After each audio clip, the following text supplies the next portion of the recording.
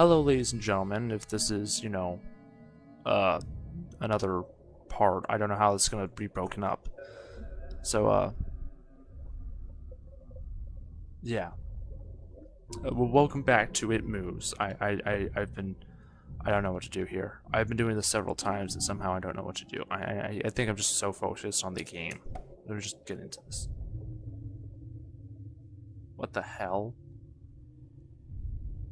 I'm just gonna say swimming up is a good.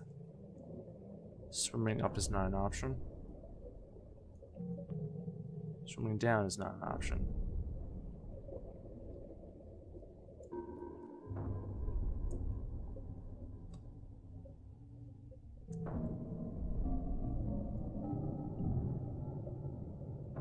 Kid was not kidding when he said he had some of the strangest thoughts. I didn't know where this level was gonna take me or what direction the game was gonna go. But,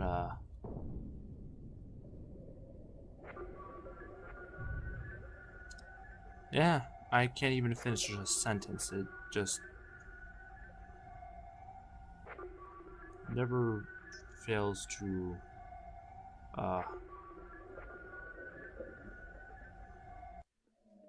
this. There's another. There's like a kid there. Drain water and remove driving gear.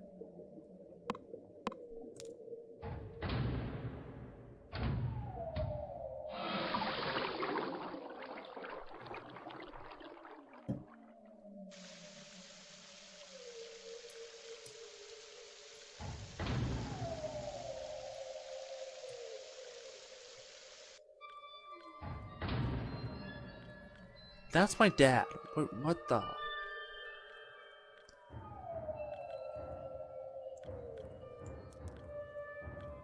Sure. One of my biggest fears is deep water. Ironic when you consider the fact that I'm now working in a mystery mining station thousands of feet underwater. Mariana Trench. I'm not gonna read through all this.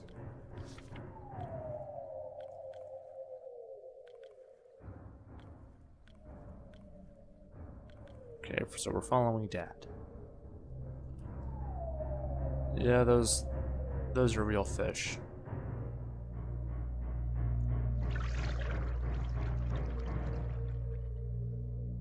The bed's right there.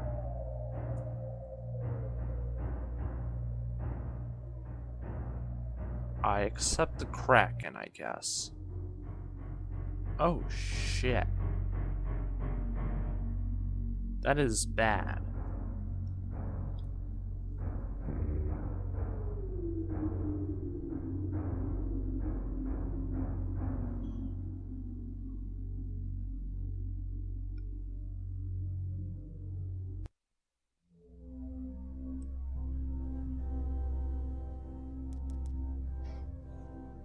What if it was asleep? It hadn't so much as breathed since I had woken up. Perhaps it was resting, believing that it had finally got me. That I was finally in its grasp. Perhaps it was toying with me. After all, it had been doing just that for countless nights. And now, with me under it, pinned against my mattress, with no mother to protect me, maybe it was holding off. Savoring its victory until the last possible moment. A wild animal savoring its prey. I tried to breathe slowly as possible, and mustering every ounce of courage I could. I reached over slowly with my right hand and began to peel the blanket off. I found under those covers almost stopped my heart. I didn't see it, but as my hand moved, it brushed against something. Something smooth and cold. Something which felt unmistakably like a gaunt hand. I held my breath in terror as I was sure it was now known that I was awake. Nothing. I did not stir. I felt dead.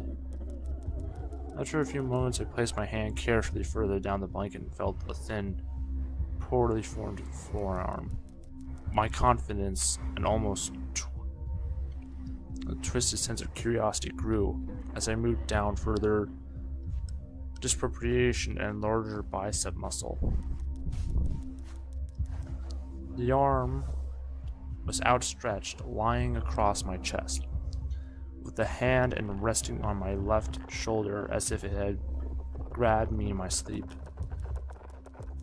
I realized that I would have to move this cadaverous appendage if I even as much hoped to escape its grasp.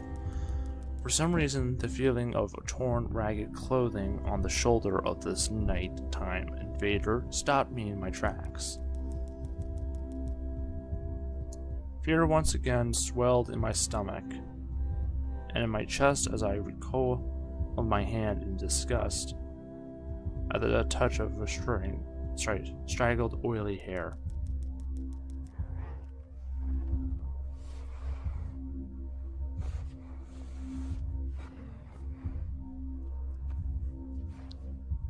To this very day, I cannot bring myself to touch its face, although I wonder to this very day what it would have felt like.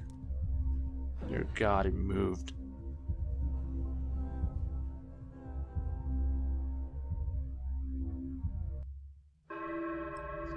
Chapter 7, Hostia. I'm not gonna even split the session.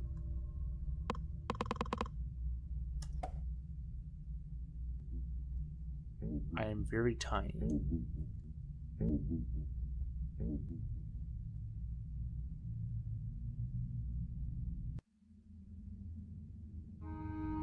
Yeah, that's fucking gross. Yep.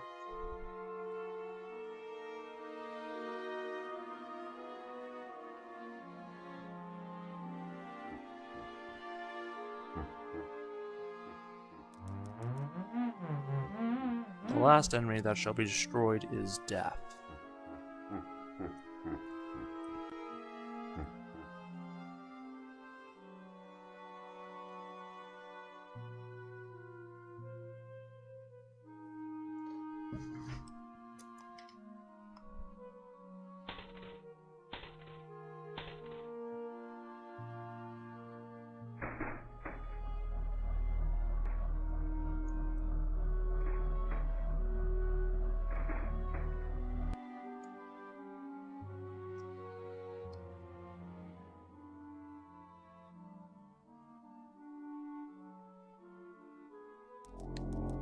And having once chosen never to seek to return to the crossroads of that decision, for even if one chooses wrongly, the choice cannot be unmade. Oh, fuck.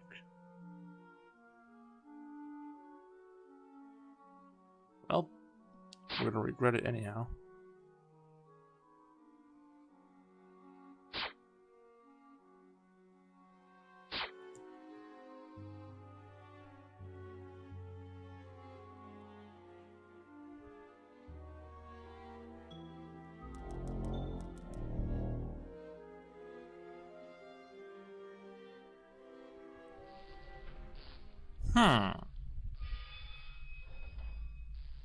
I must confess, this does not look like what I was seeing before.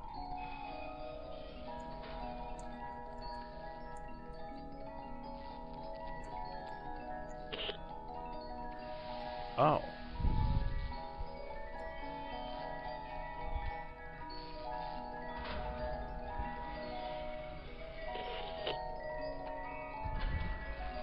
This reminds me of like the FNAF, like just before you get jump scared, flashing lights, you run out of power thing.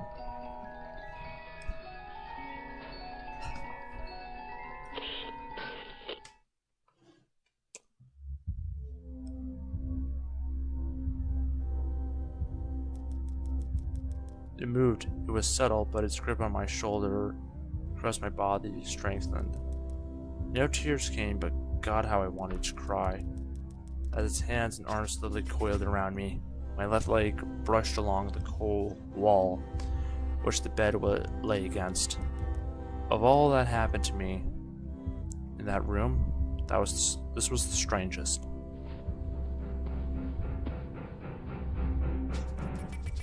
realized that the clutching, rancid thing which drew great delight from violating a young boy's bed was not entirely on top of me. It was sticking out from the wall, like a spider striking from its lair. Suddenly, its grip moved a slow tightening to a sudden squeeze. It pulled and clawed at my clothes as if frightened that the opportunity would soon pass. I fought against it, but its shut up your noise. I'm trying to read. But its emaciated arm was too strong for me. Its head rose up, writhing and contorting under the blanket. I now realized where it was taking me, into the wall. I fought for my dear life. I cried, and then suddenly my voice returned to me. Yelling, screaming, but no one came. Then I realized why it was so eager to suddenly strike, why this thing had to have me now. Through my window, that window which seemed to present so son of a bitch I touched it, streaked hope, the first rays of sunshine. I struggled further, knowing that if I could just hold on, it would be soon gone. As I fought for my life, the unearthly parasite shifted, slowly pulling itself up my chest, its head now poking out from under the blanket, wheezing, coughing, rasping. I do not remember its features. I simply remember its breath against my face, foul and as cold as ice. As the sun broke over the horizon, that dark place, that suffocating room of contempt was washed, bathed in sunlight. I passed out as its scrawny fingers encircled my neck, squeezing the very life from me.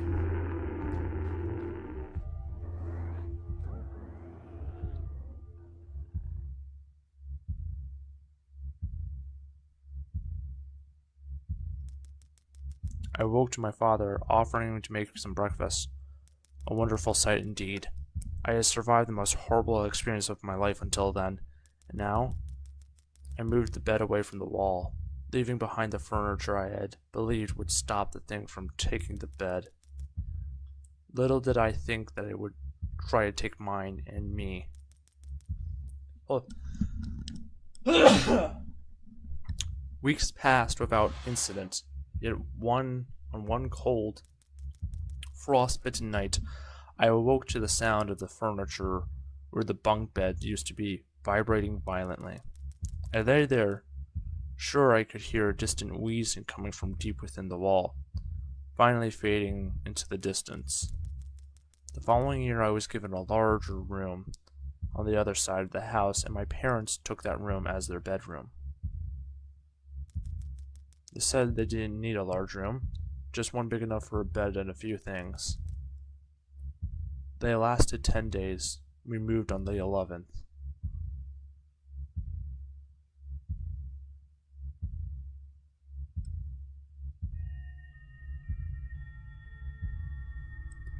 It Moves, a game by Snow Owl.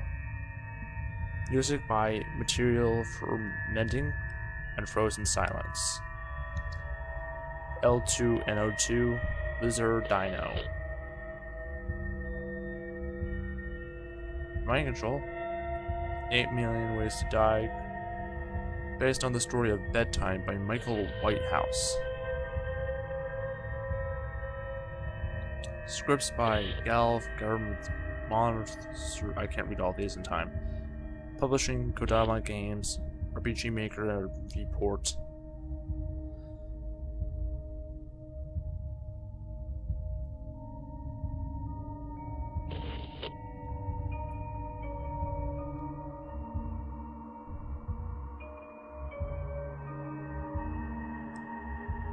The end.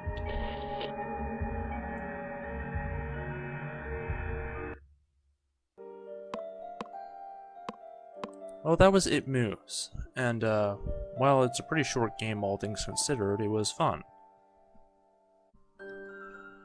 Anyhow, this has been It Moves, and this has been scary, it's been fun. It's another little story we're going to add to this channel. And I hope someone enjoyed watching. Goodbye, ladies and gentlemen.